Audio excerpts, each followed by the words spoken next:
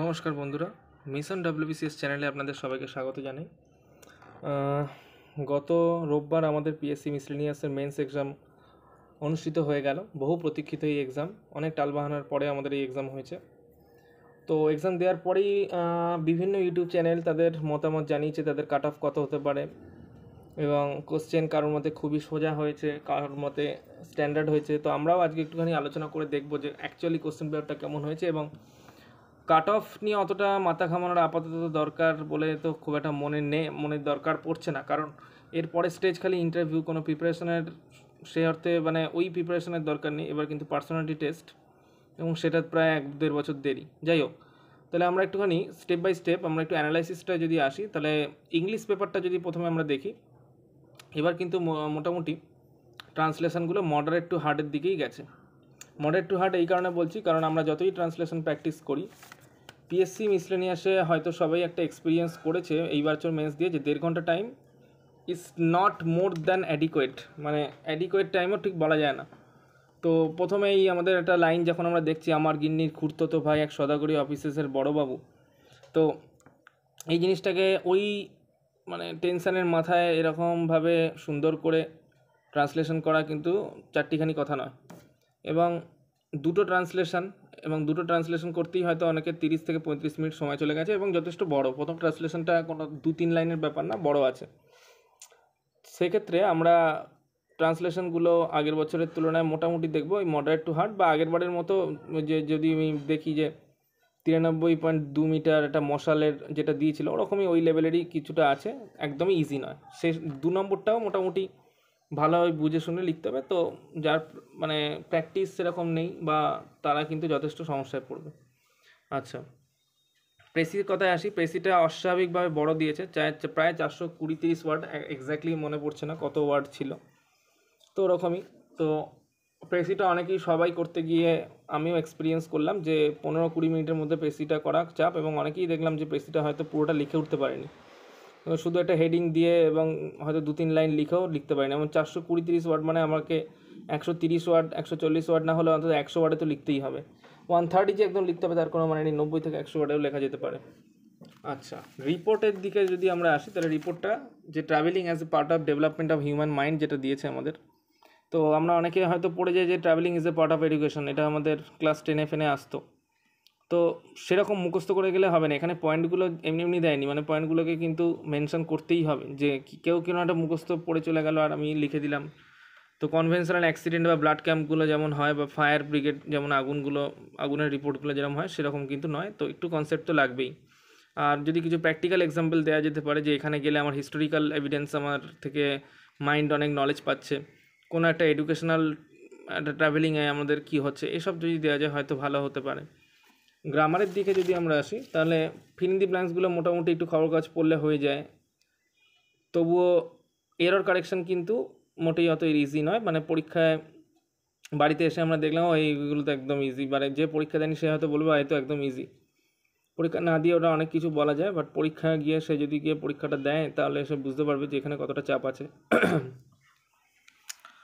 Idioms মোটামুটি কমনই বলা যায়, kick the bucket, no pain no gain, make hay, hang in there, এগুলো একটু কমনই এসছে মোটামুটি বলা যায়। তাহলে যদি আমরা বলি গুড স্কোরের দিকে, তাহলে 50% করে যদি প্রত্যেকটা ধরি 80, এবং 80টাও কিন্তু সবাই পাবে না, হয়তো 60 থেকে 70 is a very standard marks আমার মনে হয়। এরপর আমরা আসছি পেপার 2-তে, যেটা কি বাংলা। এখানেও কিন্তু ট্রান্সলেশনগুলো যতটা দিয়েছে সেটাকে আমি যদি বাংলায় ঠিক মতো স্কিল না জানি বা ওয়ার্ড টু ওয়ার্ড যদি ট্রান্সলেশন করি, তাহলে এত রুড হয়ে যাবে ট্রান্সলেশন। তাই একটু মিনিং সেন্স দিয়ে আমাদের করতে হবে সুন্দর করে।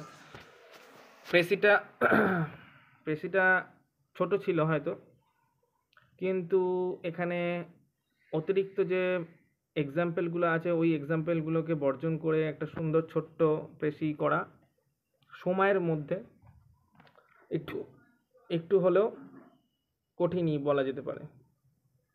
আচ্ছা, রিপোর্ট যেটা আমরা যদি ভাবি যে ভ্রমণ সাহিত্য, তার ভ্রমণ সাহিত্য দিয়ে এখানে ভ্রমণ সাহিত্য সম্বন্ধে লিখতে হবে, এখানে ভ্রমণ সম্বন্ধে লিখে দিলে হবে না, যেটা ইংলিশে এসছে। ভ্রমণ সাহিত্য বলতে গেলে লেখা যেতে পারে কিছুটা সঞ্জীব চট্টোপাধ্যায়ের পালাও মৌ, ইউরোপের ডায়েরি, রবীন্দ্রনাথের বা শরদিন্দু বন্দ্যোপাধ্যায়ের তুঙ্গভদ্রার তীরে। তো এইগুলো মোটামুটি যদি একটু দিয়ে লেখা যায় যে তুঙ্গভদ্রা তীরে থেকে আমরা কী পাচ্ছি, রাজনীতিক একটা ব্যাপার, পালামৌ থেকে আমরা কী জানতে পারছি, ইউরোপের ডায়েরি থেকে প্রাচ্য পাশ্চাত্যের মধ্যে যে কী ডিফারেন্স সেটা আমরা বুঝতে পারছি।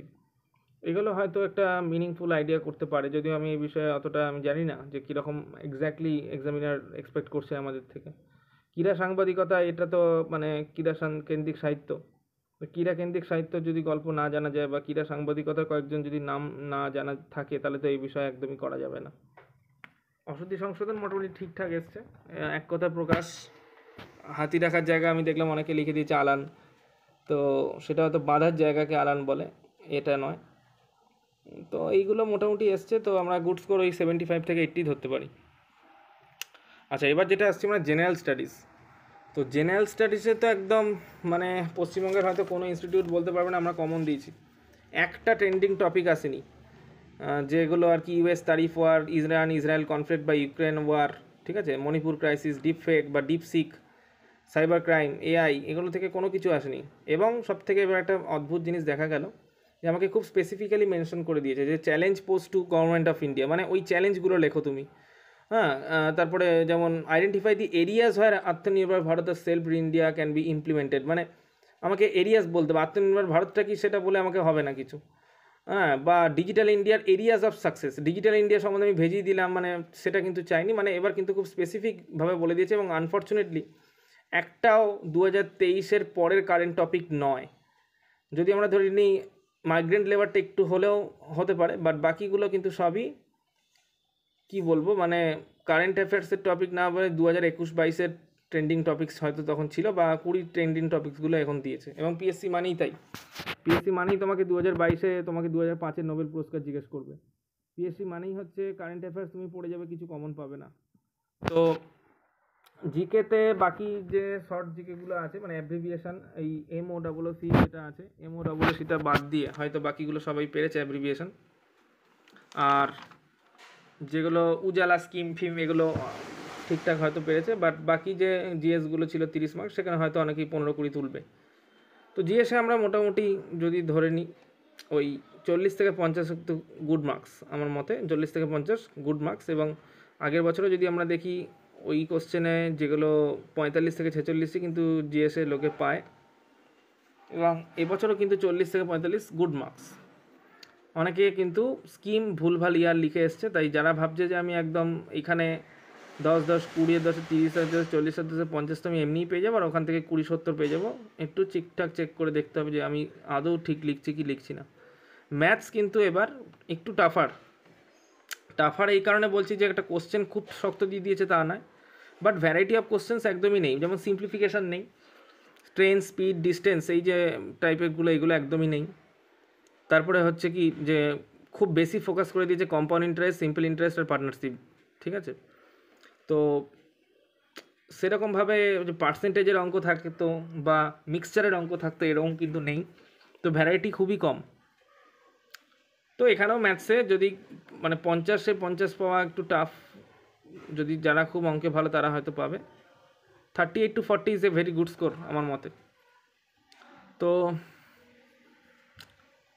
দেখুন এবার পরীক্ষা কতজন দিয়েছে বলা তো মুশকিল। আমাদের ঘরে মৌলানা আজাদের 24 জনের ভেতরে 20 জন ছিল, কোনো জায়গা থেকে খবর পাচ্ছি 48 জনের ভেতরে 30 জন ছিল উপস্থিতি। তা 7,000 থেকে হয়তো 8,000 বা 7,500 জন যদি পরীক্ষা দিয়ে থাকে, এবং 950 ভ্যাকেন্সি যদি থাকে, এবং যদি 3,000 কল করা হয়, তাহলে 220 থেকে 228 কিন্তু মনে হচ্ছে এক্সপেক্টেড কাট অফ। কারণ আগের বছর 248 ছিল, ধরে নিলাম এবার কম্পিটিশান বেড়েছে, কিন্তু ভ্যাকেন্সিটা ডবল, 482 জায়গায় 950 প্লাস ভ্যাকেন্সি, যদি ধরে নিই 1000ই ভ্যাকেন্সি, ডবল ভ্যাকেন্সি। প্লাস হচ্ছে কি টাইমটা কিন্তু এবার খুব কম পাওয়া গেছে, এই কারণে বলতে চাইছি যে প্রিলির পরে কিন্তু আসল টাইম, আমাকে যতই 6 মাস 7 মাস দিক না কেন, প্রিলির পরে টাইম অনেক।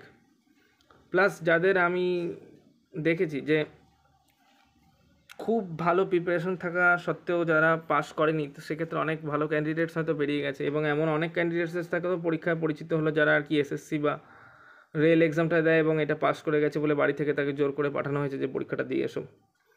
সেটা কোনো কথা নয়, মানে যে পরীক্ষা দেবে যে এটা টার্গেট সেই হচ্ছে আসল ক্যান্ডিডেট। তো আমরা 230 হয়তো ম্যাক্সিমাম যেতে পারে এখন, অস্বাভাবিক কিছু যদি না হয়। ফাইনাল কাট অফ আমি ধরে নিতে পারি 300 যেতে পারে, আগেরবার 336 না সামথিং ছিল এরকম কিছু, যদি ভুল না হয়ে থাকি 300-এর মতো হতে পারে। আচ্ছা, রেজাল্ট কবে বেরোবে? রেজাল্ট আমরা যে মানে একটা হচ্ছে 12 মাস তো আমাদের লাগবেই। তো সেপ্টেম্বর 2026-এ আমরা ইউটিউব সার্চ ফার্চ করব, সেখানে আবার একটুখানি ভিউজ আসা শুরু হবে, তখন থেকে আবার লপচাপানি শুরু হবে মানুষজনের যে কবে রেজাল্ট বেরোবে। এখন আমাদের শীত ঘুম দেওয়া দরকার, হাইবারনেশন। এখন আমরা সাপ হয়ে যাই বা ব্যাং হয়ে যাই, এসব নিয়ে কথা আলোচনা না করাই এখন ভালো, নেক্সট এক্সামে ফোকাস করা ভালো। তো আপনাদের কী মতামত আপনারা জানান।